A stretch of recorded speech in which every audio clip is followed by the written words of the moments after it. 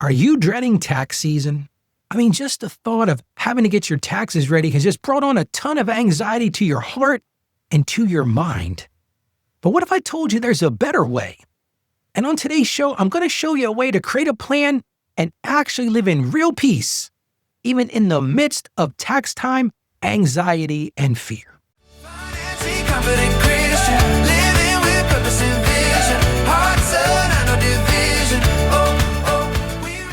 So let's get right to today's listener question.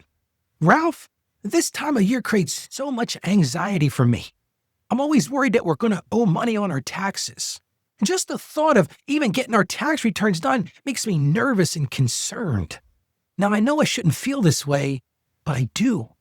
How can I find peace with this once and for all? Well, first of all, thank you for sharing your question. It reminds me, I bet about 35 years ago, I was doing tax returns. I was actually working for my dad's company at the time. And this fella came in to get his taxes done, and he sat down at my desk and he said to me, he says, Ralph, I don't know that you understand this, but this is such a huge anxiety thing for me. He said, in fact, I haven't filed tax returns in 10 years. And I said to him, well, what's going on? He goes, no, you don't understand. Like physically, Ralph, this makes me ill. Now, I won't tell you the whole story, but ended up, he had a documented illness where he had this anxiety. Now, that may not be what you are suffering from today. But today I want to help you find peace, because when you fear something, it's usually because you don't have a plan. You don't know what it is. So today, my big overarching goal is to help you build a simple plan that you can name it, which leads me to the first thing we've got to do. We've got to name the fear. Now, this isn't a time to judge yourself. Most of the time when it comes to taxes, this is the situation. And you can say this plainly. I'm afraid we're going to owe, and I won't know what to do. That is probably 90% of the situation that most people tell me who have tax anxiety. They just don't know. They're afraid. Maybe they're scrimping and saving. They're living paycheck to paycheck. So many of us are in that situation. And so many of us, we have this fear because we don't know what to expect. So here's the first thing I want to encourage you to do. Replace that fear with, I shouldn't feel this. Stop saying that. It's okay to feel this. Replace that with, this is real. This is real fear. This is real anxiety. This is real concern, but I can handle it. Because see the difference there? It's one thing to have a fear and not let that allow you to function. It's another to say, you know what? This is real. This is a real fear. This fellow that was sitting at my desk, let me tell you right now, this was a real fear. I could see it in his face. He was clenched up, his eyes. I could see it. But I said to him, across the desk, I said, we can handle this.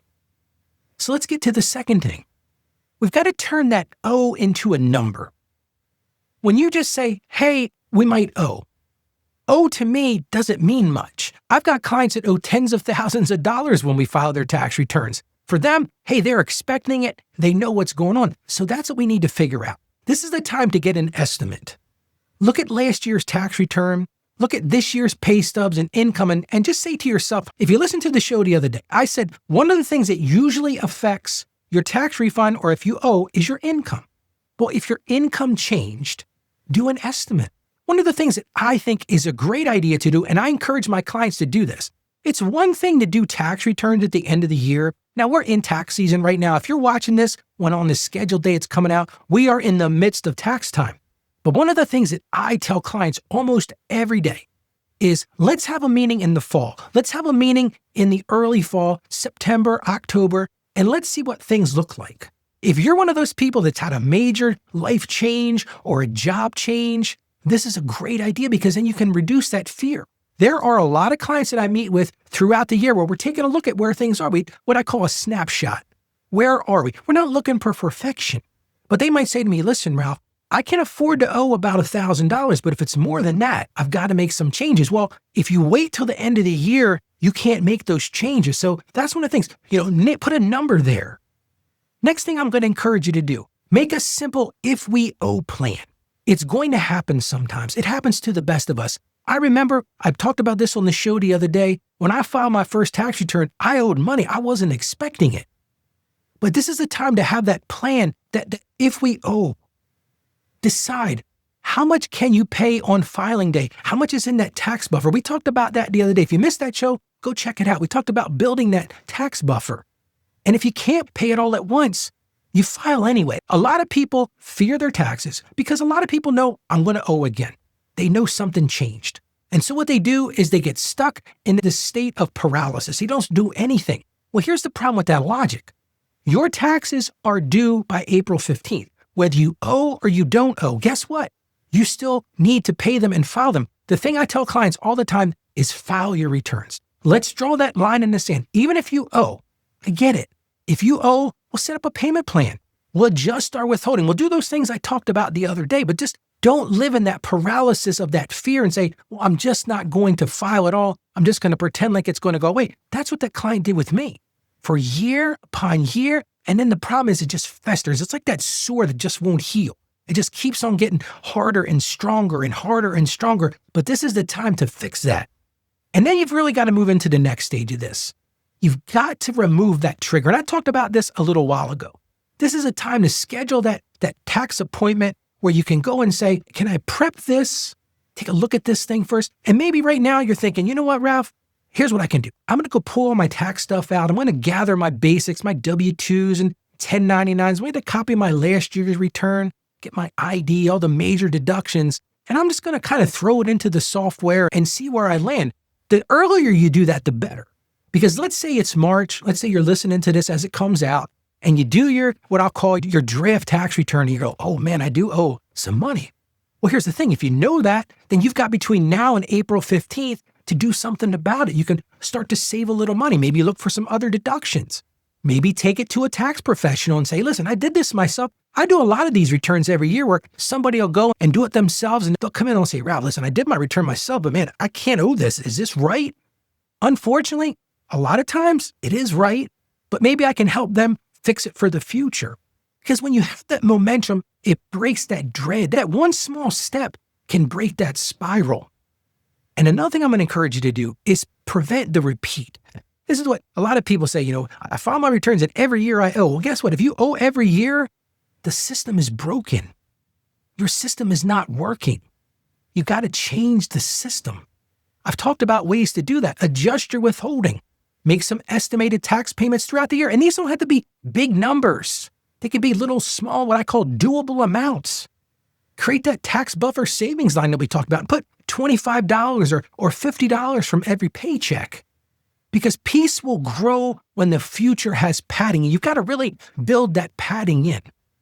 And here's my one line of encouragement today. You're not behind. Your next step is enough. So take that step today. And here's what I'm going to encourage you. Today's big win, my big takeaway for today, is I want you to write this sentence down. If we owe, we will blank. Whatever that is. And fill in one plan. If you owe, hey, it's not a problem. We've got money in our emergency fund. We got money in our carve-out tax plan.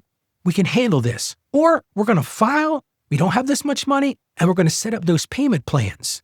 Because here's the thing about our brain, the way brain chemistry works. Your brain relaxes when it knows there's a path forward. And that's the big takeaway from today. Build that path forward because when you have a path, it breaks down that fear once and for all. Well, let's get to our scripture verse. And I always want to land some scripture here. That's one of the benefits of having a finance and faith show. Well, this one comes to us from Isaiah chapter 26, verse 3.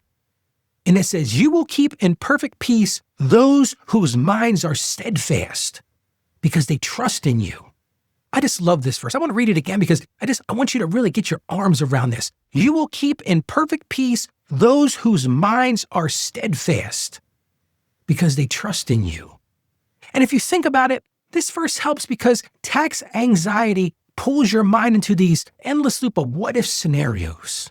And listen, I've been there. I see this almost every day during tax season. I can see the wheels going off as I'm talking to a client and I'm looking at the screen and I'm going to tell this client they owe money. And I can just see that the wheels are going off. They're in those what ifs. But God's inviting you to something deeper, a peace, a steadiness, that we're going to trust in Him. And yes, it might be a rough season. It might be we're going to have to go into a payment plan. We're going to have to take some money out of our emergency fund. We need to make some changes.